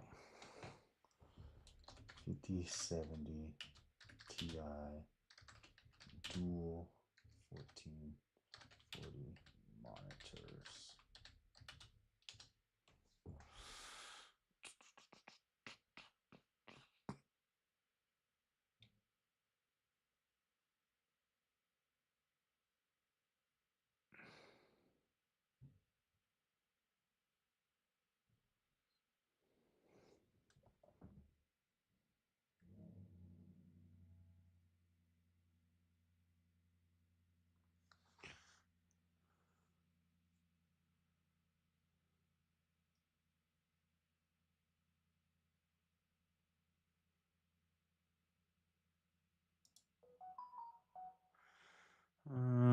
Initially, I only had 1 monitor. I got 2 additional side monitors for monitoring chat, OBS, and browsing. I went with 1080p on the side monitors. Would be less demanding on the GPU. However, I noticed when I would try to switch to using one of the 2 1080p monitors from the main 14 screens flick back black, causes little lag stutter, which is very annoying, especially when I'm streaming. I did some research and testing and realized this is because my main monitor is in 1440 resolution and the 2 side monitors are 1080p. So now my dilemma is, do I take the 2 side monitors back and upgrade my 2 side monitors to 1440p, taxing my 5070 Ti further, or do I swap out my main monitor for a high refresh rate 1080p monitor? I'm currently streaming 720p, so I guess there really isn't much reason to be in 1440p.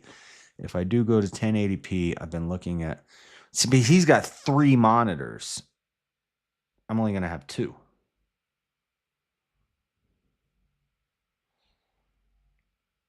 No, you're explaining the logic fine, but but I'm just saying that I'm only going to have 2 monitors. The TV shouldn't count as a monitor. I think that I can plug the Elgato into the motherboard HDMI slot, because it doesn't function as a monitor. It's just a capture card. I'm not sure if I'm right about that, but regardless, there's no output. It's an input. You know what I'm saying? Like, the 2 monitors are going to be the GPU is going to be outputting to those 2 monitors. The other HDMI cable is going to be an input from the Elgato into the computer. So that shouldn't affect anything. So really, it's a 10 set ESC. To get most use, you need all lanes flowing at the same speed. Otherwise, the GPU struggles to render some stuff to 1080, some to 10. Right, and I asked this a while ago, but that's what I'm going to get 2 1440 monitors. This guy is talking about he's got 2 1080s and 1 1440. So he's got 3 monitors. I'm going to have 2 1440 monitors. If I do go 1080p, I've been looking at it. Ace Phantom game currently able to hit those frames. My PC bill was setting unlimited. I hit anywhere between 500 to 600. 500 to 600 frames per second in Fortnite in performance mode. 500 to 600 frames per second? Isn't that like insanely crazy? The HDMI port on the motherboard only works for display if the CPU you have has onboard graphics. It does, but not very good. But again, it's not an outgoing signal.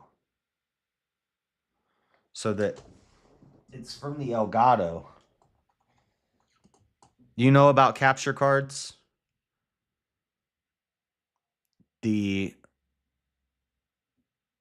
So see, if I do this, right now, if I go here and I change my source on my TV to HDMI,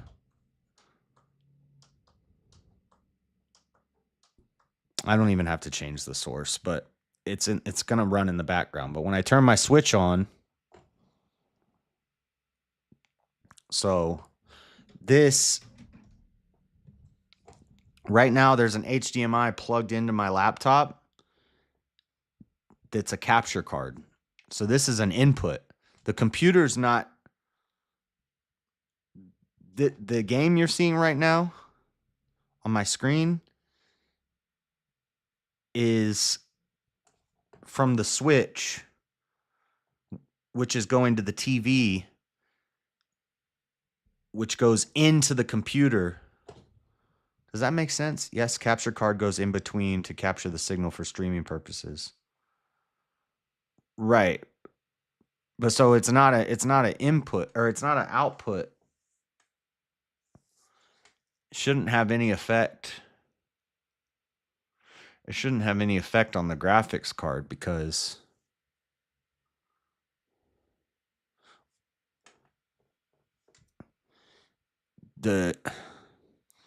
all of the graphical power is coming from the switch, and it's just feeding it into the computer, and then the computer shows it.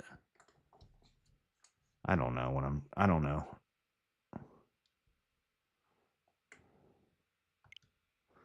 I can't start playing Mario now.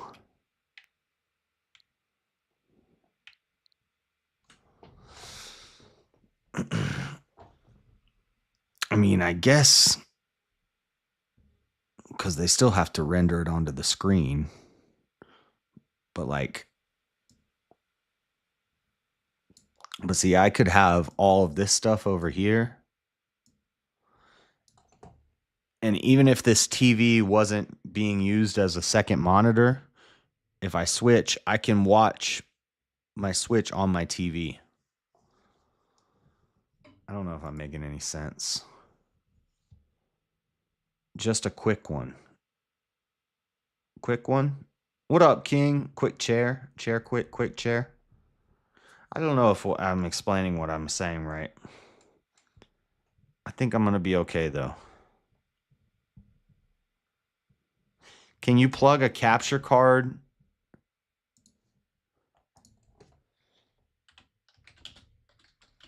Can you plug Elgato capture card into motherboard HDMI? No, you cannot directly plug an Elgato capture card into your motherboard's HDMI port. Elgato capture cards, especially internal ones. No, this is external.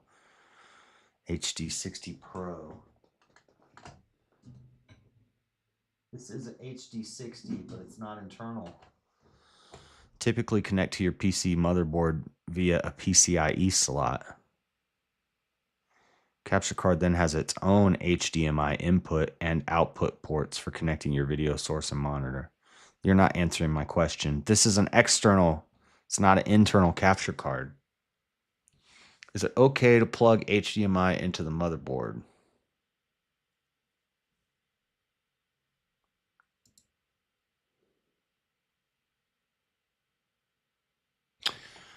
I could use, for my second monitor, the one that I monitor the stream and the chat and all that stuff, I could use the motherboard HDMI for that.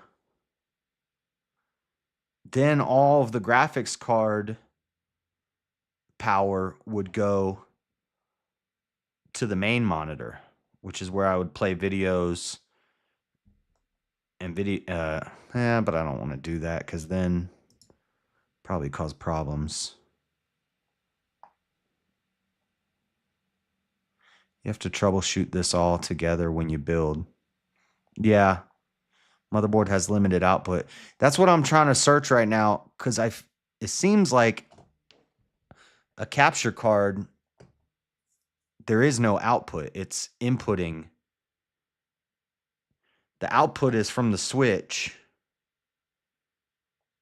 and then the switch is outputting to the TV and to the computer, meaning you won't get 4K output through the motherboard HDMI port. Stream quality will be ass. No, nobody streams at 4K. Everybody streams at... First off, I'm not even going to have a 4K TV. Second, nobody streams at 4K. Everybody streams at 720, maybe 1080, but most people stream at 720. Like right now, we're streaming at 720. And that question that I just read to you, the vast majority of people stream at 720.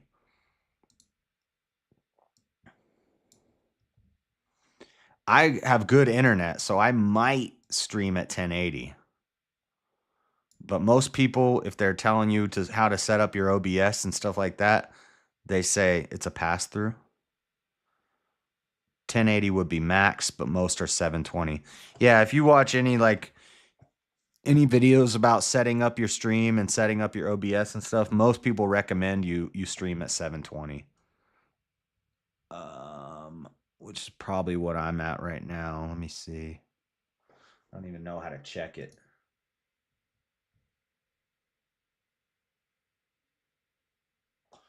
My resolution is set to 1080, but I don't know if that's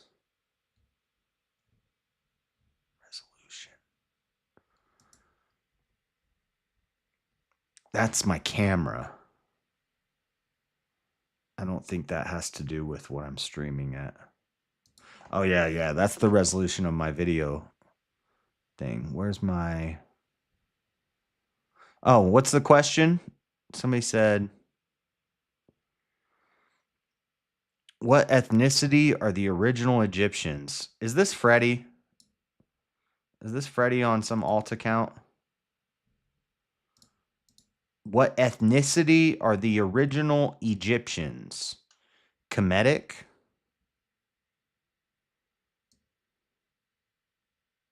Egyptian?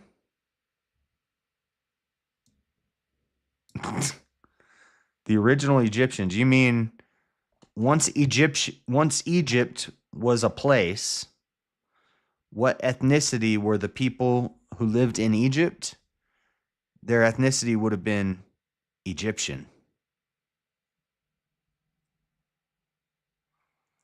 And before you say, well, that's a nationality, not an ethnicity, there's no difference. It's all made up words. It doesn't mean anything. If you're asking what race they were, I would say Egyptian. You ask what nationality they were, I would say Egyptian. And if you ask what ethnicity they were, I would say Egyptian. Now, if you want to know what skin color they were, well, some people say they were black. Some people say they were olive. Some people say they were gold and bronze. After Alexander the Great and Cleopatra came in, they were white. Because the white man took over, colonized them. Burnt down their libraries. We see it at 1080. Oh, really? So I'm streaming at 1080, huh? Okay. Yeah, I never set it.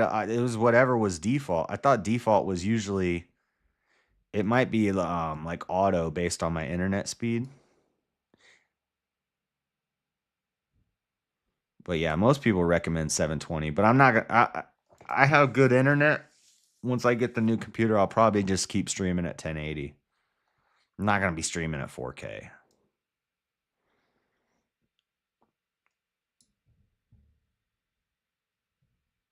You see it at 1080? How'd you figure that out? How do you know that? Settings. Quality. Auto. 360p. What the heck does that mean? 480? 240? 144? 480p? I don't even know what that means. Playback speed. YouTube setting.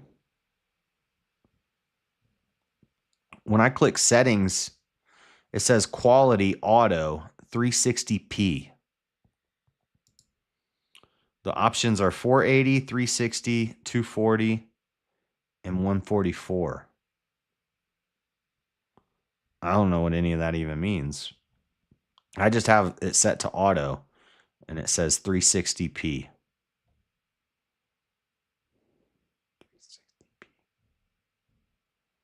Whatever. I don't know. Go to advanced.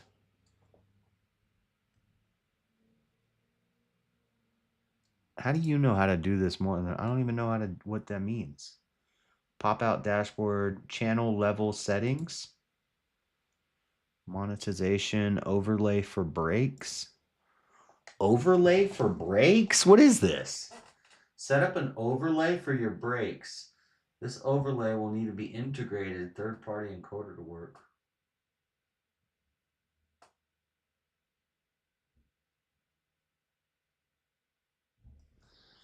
YouTube has a built-in break thing.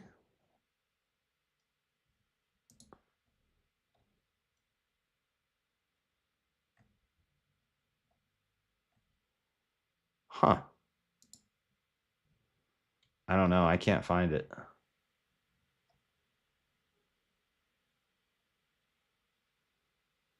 We got chair. We don't need a stinking overlay. Facts. Facts. I'm saying the CPU integrated graphics will not be able to handle it.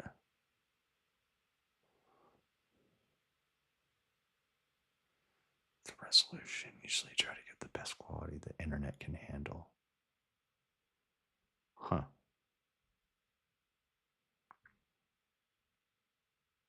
Resolution.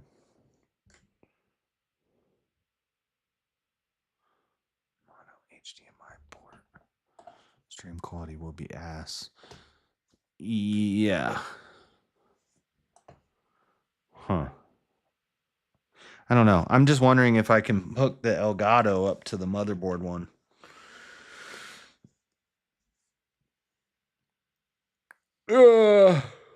Since I think it's an input, not an output. It's putting information into the computer from the switch.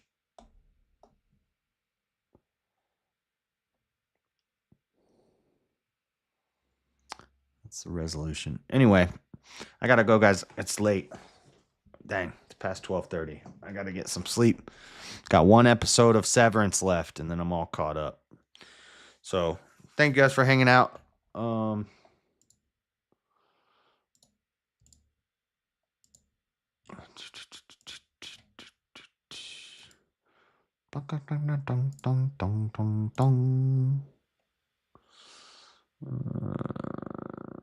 don't know any of these people.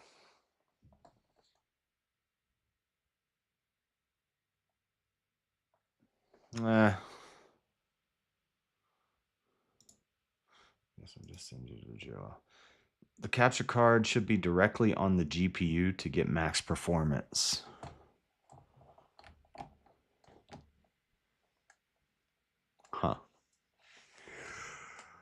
Well, still, I think it'd be okay. I think it'll be okay. I'm really only going to have the 2 monitors. I'm not going to use the TV as a third monitor. I could. I don't know. Maybe I'll test it out and like do some benchmarking and see what it looks like with and without. I do know the first game I'm going to play once I get this thing up and running, I need to buy a game like a heavy duty game, like either Cyberpunk. I'm thinking either Cyberpunk, Alan Wake 2, or Final Fantasy 16. I want to get one of those 3 games as like my let's see what this computer can do, because those 3 are all very demanding games. But also a game I already have that I never got to play is Dying Light 2. Soon as I get this computer up and running, the first thing I'm doing is we're going to load up Dying Light 2 and we're going to try that out. Because I never played it. I bought it on release day. I pre-ordered it and got it on release day. And we tried to play it for an hour during a stream a while ago. And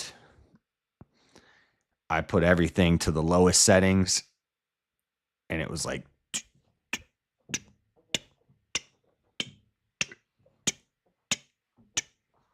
It did not work.